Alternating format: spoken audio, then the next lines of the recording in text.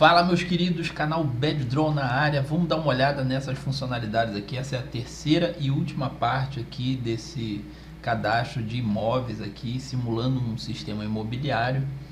E a gente vai dar uma olhada nessa funcionalidade aqui, ó, que nos permite aqui clicar em adicionar itens, selecionar um item da lista, né? Eu vou botar aqui quartos, né? Botar 3 e clicar em salvar, e você vai ver que a lista ela é acrescentada ali embaixo, ó. Então tem quartos, 3 piscinas, e eu posso também tirar da lista, ok? E essa interação aí acontece. Perceba que esse é um conceito muito amplo, tá? Aqui é para imóveis, mas isso pode ser aplicado a diversas coisas. Então é importante que você abra a sua cabeça para você ver o conceito. Deixa eu te falar que eu tenho uns cursos publicados na Udemy, e o link está aí embaixo. Você vai dar uma olhada, você vai ver que eu criei aí uns cursos para te ajudar a crescer como programador, tá bom?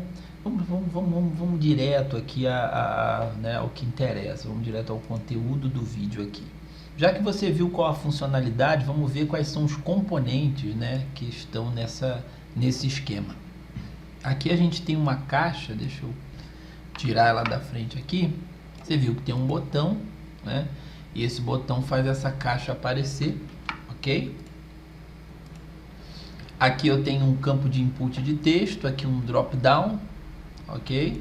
Aqui é um botão, né, do tipo icon button, que a gente tem aqui, botão do tipo icon button, né? Eu troquei aqueles ícones, coloquei um mais e menos aqui, né, que eles fazem a quantificação aqui desse campo. Isso aqui é um grande botão salvar. Aqui eu tenho uma caixa container, ok? Tudo certo? Ela aparece quando está vazio, né? E aqui embaixo tem um repetidor, né? Tem um repetidor aqui embaixo que vai receber aí os itens que a gente selecionar. Então vamos começar do começo. A primeira coisa que eu faço, eu seleciono esse botão, e quando eu clico nesse botão eu faço essa caixa aparecer, né? Vamos já dar uma olhada nesse processo aí. Deixa eu selecionar o botão e rastrear onde que ele aparece aqui no código. Ctrl F, Ctrl V, ok. Tá aqui, ó. Ele faz simplesmente a box form adições de itens aparecer, certo? Box form adições de itens, ela chega e aparece. Agora vamos dar uma olhada no seguinte, né? Esses itens que estão aqui, tá, fazem parte de um banco de dados que eu criei, que chama itens do imóvel, tá, que permite para a gente tá fazendo ali aquela interação. Vamos primeiro ver o banco de dados aqui, ó. Você vai ver o seguinte, ó, que eu tenho o item lareiras e eu tenho o ícone dele. Eu tenho o ícone sauna, eu tenho o item saunas e o ícone, e assim por diante, certo? Eu tenho aqui suítes, né, e o ícone para suítes, ok? Ok, perfeito. Então tá aqui pra gente, tá? Então bem tranquilo até aí. Mas vamos perceber o seguinte, que esses itens aqui, eles são lá em imóveis um campo do tipo multireferência, ok? Então um imóvel pode ter várias referências daquele outro banco de dados. Você vê que eu tenho aqui registrado nesse imóvel o registro churrasqueira, garagem, piscina, né? Indicando que aqui, ó, vai ter, né, churrasqueira, garagem, piscina. Eu criei um campo aqui auxiliar, tá? Porque eu precisava pegar a quantidade de itens. Então eu tenho aqui o ID do campo que eu seleciono lá, né, do registro do multireferência, e a quantidade dele, ok? Então, ó, eu tenho o ID e a quantidade. Isso aqui é um array, tá? Isso é como o banco está gravando. Eu vou mostrar isso para você lá no código, pode ficar tranquilo, porque não basta eu dizer o que tem, eu tenho que saber quantos tem. Então esse ID corresponde a um registro desses aqui, ó, de um desses itens, e eu guardo a quantidade. Perfeito? Perfeito, né? Vamos seguir adiante aqui, vamos ver como é que eu fiz para popular esse drop down. A primeira coisa que a gente faz é popular o drop down com os itens disponíveis, tá? O que eu faço aqui? Eu faço um xDataQuery em itens do imóvel, logicamente. Ele vai retornar para a gente aí, ó, na nossa leitura, todos os itens disponíveis. E eu vou colocar aqui, ó, em itens disponíveis, tá? Pego todos aqui, crio uma variável do tipo array, deixo ela vazia, né? E percorro aqui com result.itens.forEach, né, esse array, e com esse array eu consigo, né, preenchendo ele aqui, passar para dentro desse array aqui, né, uma estrutura de objeto que é mais tarde reconhecida pelo drop-down, né? Como eu estou fazendo um push aqui, a gente fica com o OP sendo um array de objetos, né? E esses objetos vão ser os registros do banco. Por isso que a gente tem, tá, essa lista aqui com aqueles itens. Só que perceba que o valor é o ID, tá? E o label, quer dizer, é o item, é o nome que aparece, churrasqueira, sauna, tá? O ID é o valor. Quando você seleciona piscina, você está selecionando um ID, mas você vê piscina, entendeu? Então a label é o que aparece, o valor é o que está implícito, ok? Aqui eu passo pro drop down e eu faço o drop down ficar enable, porque ele por padrão ele não é enable, né? Ele não deveria ser enable, mas enfim, né? Então essa é a primeira coisa que é feita. A segunda coisa que é feita, né, foi a construção desses botões aqui para fazer o tipo ali de incrementação de campo, ok? Você pode ver que esse campo quantidade ele é do tipo somente leitura, quer dizer, você só consegue adicionar valor ali clicando nesses botões. E você vai ver que o botão de adicionar quantidade e remover quantidade, ele chama a função alterar quantidade de itens, né? E passa aqui dentro essa variável event, que captura o componente que está recebendo interação nessa chamada. Então vamos lá rastrear a função alterar quantidade de itens. A função alterar quantidade de itens, né, ela verifica o event.target.id, né, se ele tem a palavra adicionar. Eles são iguais, tá? Esse é btn adicionar quantidade, esse é btn remover. Então a diferença entre eles é que um tem a palavra adicionar.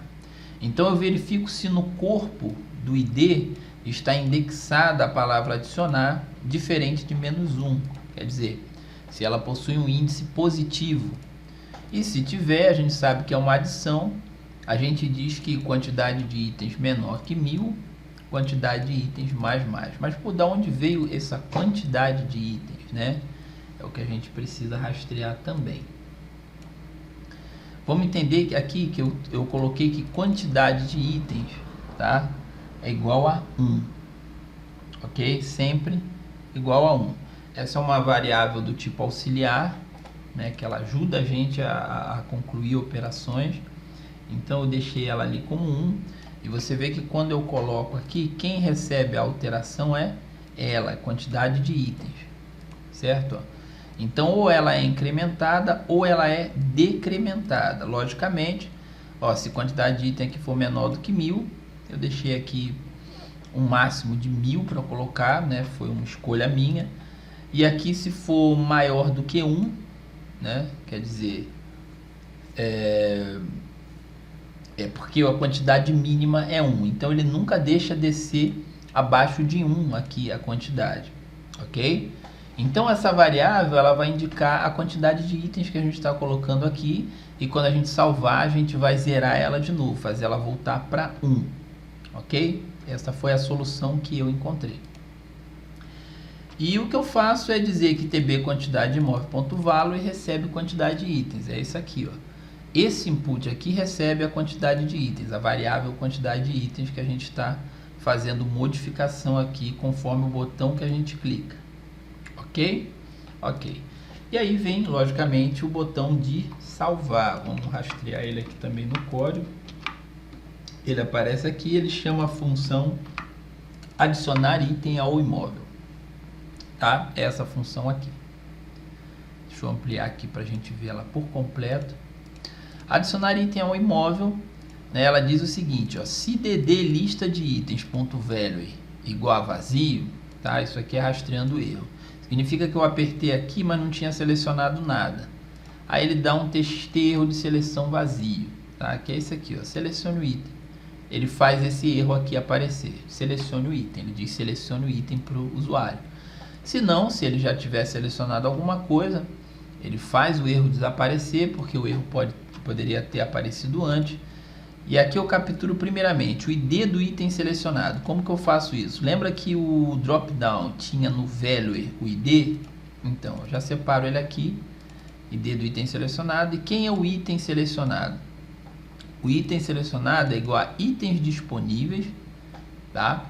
Itens disponíveis, ponto filter, né? Ponto item, onde que a gente pegou aí esse itens disponíveis, você lembra? Itens disponíveis foi alimentado aqui, ó, tá? Dentro desse listar itens, lembra? Dentro do listar itens, a gente botou a variável itens disponíveis com a leitura do banco. Você vê que ela era vazia aqui em cima.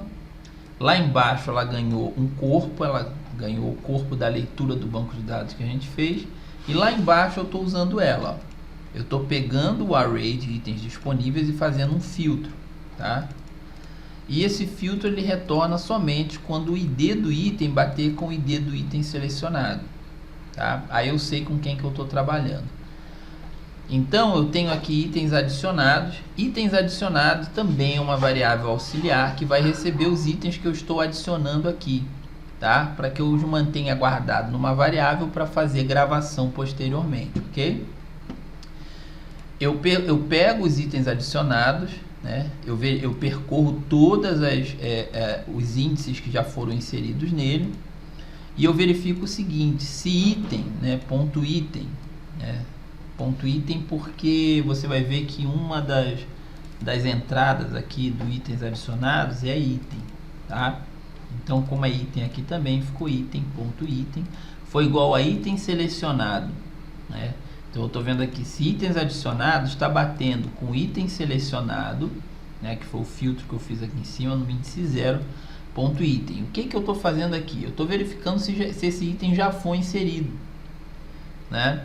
E se ele já foi inserido, eu dou aqui itens adicionados, ponto splice, né, do índice 1. E o que que eu faço? Eu o apago para que o usuário coloque um novo valor. Vamos ver o que que é isso aqui na prática, para você entender. Adicionar itens, ok. Coloquei sauna, coloquei 5 saunas, salvar. Mas aí eu vim aqui de novo e botei saunas, ó. Eu podia ter tirado saunas da lista, mas não, eu deixei. Se o usuário vier aqui de novo e botar saunas como 2, ó, fica o 2. Por quê? Porque ele apagou, né? Aqui, se ele encontrou, se ele encontrou aqui, ele apagou, fez um splice aqui e depois adicionou o valor que está entrando, ó. Itens adicionados recebeu o ponto push, o ID, a quantidade, o item e o ícone, tá? Então a gente tem certinho aí essa adição, porque o item selecionado é o registro da leitura do banco. Então eu pego aqui o índice 0, porque o filter retornou aqui um array que só tem um índice, então o índice é 0, tem o ID, tá? A quantidade eu posso pegar por essa entrada aqui, né, que vai estar certinho, 1, 2 ou 3, ok? Também poderia ter usado aquela variável quantidade de itens, né? Mas estou pegando aquilo ali. Item selecionado ponto item, né? Que é o nome do item aqui, sauna, piscina, não sei o que. E o ícone aqui, que é o URL do ícone, ok? Aí eu chamo a função, ó, configurar lista, tá? A função configurar lista vai verificar aqui o repetidor aqui embaixo, que é o repetidor lista de itens do imóvel, ponto data, vai receber itens adicionados. O que que eu estou fazendo? Como eu inseri mais um item naquela itens adicionados aqui, ó, certo? Eu preciso que o meu repetidor agora receba essa nova variável, tá? Porque ele vai ter mais o item que entrou também. E eu digo para ele percorrer todos os itens do repetidor E aqui eu estou passando manualmente, ó, para a variável item, né, que indexa os componentes. Para o componente de imagem, o item data.ícone, lembrando que item data resguarda aqui os valores de registro que a gente passou aqui para o repetidor. Então eu tenho em item data.ícone, né, esse índice do objeto que eu coloquei aqui, ó, né, que tem o valor de ícone, que é a URL do ícone.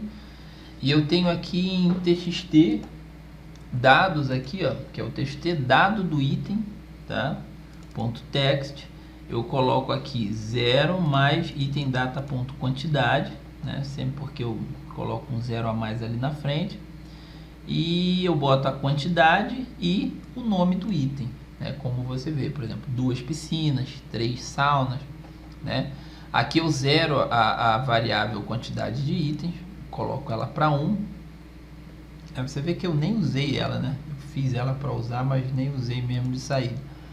E eu digo ali que esse campo aqui de quantidade, ele recebe quantidade de itens que acabou de ser zerado, e zero aqui o drop down, certo?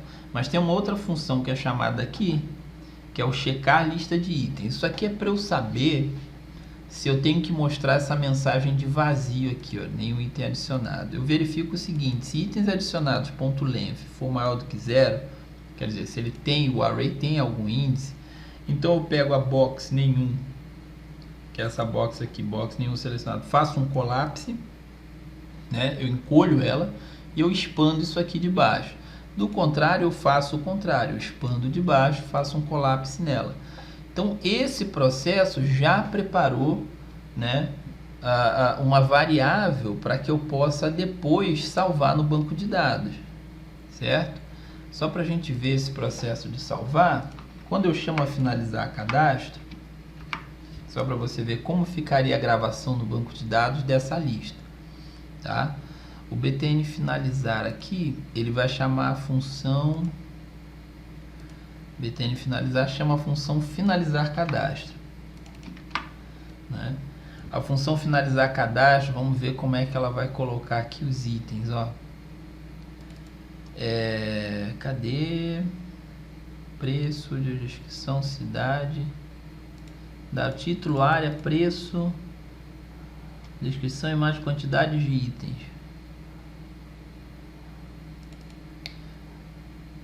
Pronto. O que acontece?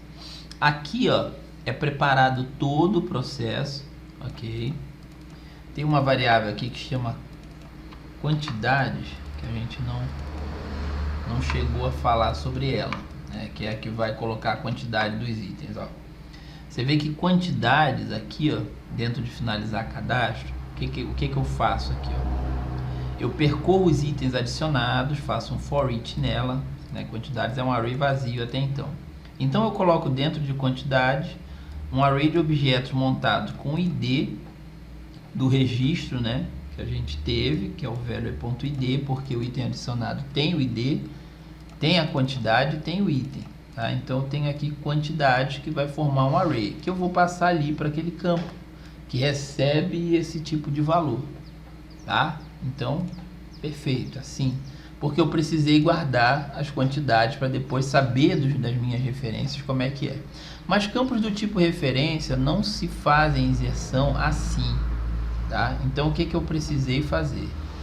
Eu faço o insert aqui, tá? Depois eu tenho o objeto que foi insertado, tá? E com esse objeto insertado é que eu vou fazer a inserção de referências. Então eu digo o seguinte: se itens adicionados .length for maior do que 0, tá? Esse é o nosso itens lá. Aí eu tenho itens para adicionar. Eu digo aqui que itens é um array vazio. Eu pego o item adicionado e percorro, né, esse array, cada índice dele, eu coloco ele para dentro de itens, tá? Passando só o value.id, que é só o que a gente precisa para fazer referências, ok? Então eu vou ter em itens um array com os IDs do banco de dados itens do imóvel, tá? Eu vou ter um array com IDs do banco de dados itens do imóvel que foram selecionados naquela lista porque o drop-down tinha o value, né, de acordo com os IDs que foram lidos do banco. Agora eu tenho aqui um array com esses IDs, perfeito? Perfeito, né? Então eu chamo a função wixdata.insertReference, tá? Que recebe aqui 4 parâmetros. O primeiro parâmetro diz qual banco de dados você quer fazer a inserção de referência, o nosso banco de dados imóveis. Qual a coluna do imóvel, que é uma coluna do tipo multireferência, é a coluna itens do imóvel, tá? Em qual ID, em qual registro desse banco de dados imóveis você quer fazer a referência? Eu tenho o ID aqui, eu tenho que passar o ID, que é do inserted aqui em cima, ponto ID, e qual as referências você quer passar. Eu passei o nosso array de IDs aqui, perfeito? Então isso aqui faz a inserção das referências depois que a gente faz a inserção no banco. Então esse é o processo, tá? Quando a gente, né, tem um sistema e a gente precisa fazer dessa forma, é assim que o BadDraw aqui fez. Eu espero que você tenha gostado e aprendido mais esse conceito aqui no canal. Fica com Deus, eu vou lá.